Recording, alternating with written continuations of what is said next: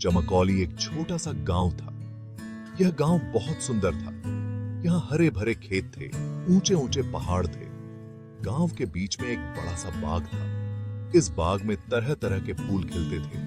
बाग की सुंदरता देखते ही बनती थी। गांव वाले इस बाग से बहुत प्यार करते थे। वे अक्सर यहाँ घूमने आते थे। बच्चे यहाँ खेलते थे, बूढ़े यहाँ बैठकर बातें करते थे। लेकिन इस बाग में एक राज छुपा था। बाग के बीच में एक गुफा थी।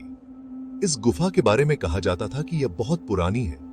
रात के समय इस गुफा से अजीब अजीब आवाजें आती थीं। कभी किसी के रोने की आवाज आती थी तो कभी किसी के हंसने की आवाज आती थी।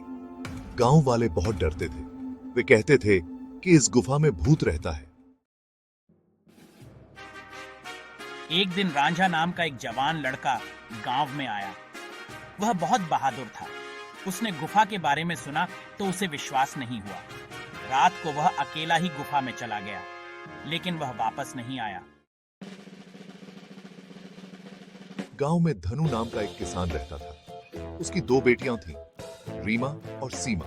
दोनों बहनें फूलों से बहुत प्यार करती थीं। एक दिन उन्होंने सोचा कि क्यों ना बाग से कुछ फूल तोड़ कर लाएं।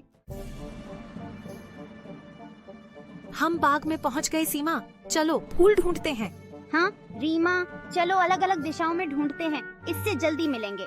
रीमा और सीमा बाग में पहुंची और अलग अलग दिशाओं में फूल ढूंढने लगी।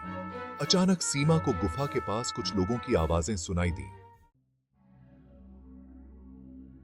सीमा डर गई। उसने रीमा को आवाज लगाई। दोनों बहनें छुपकर देखने लगीं। उन्होंने देखा कि कुछ लोग गुफा से सामान बाहर निकाल रहे हैं। वे चोर थे। रीमा ने हिम्मत दिखाई। उसने चिल्लाकर सबको सतर्क कर दिया। चोर डरकर भाग गए। रीमा और सीमा गुफा के अंदर गई। वहां उन्होंने देखा कि एक जिन्न कैद है। जिन्न ने बताया कि वह बहुत सालों से यहाँ कैद है।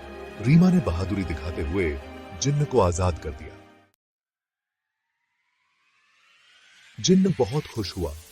उसने रीमा और सीमा को आशीर्वाद दिया। उसने चमकौली गांव को भी खुशहाल बना दिया।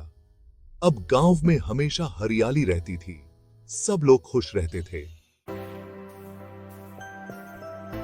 हमें रीमा की तरह बहादुर बनना चाहिए। हमें कभी भी किसी से डरना नहीं चाहिए। अगर हम हिम्मत दिखाएंगे तो हमेशा जीतेंगे।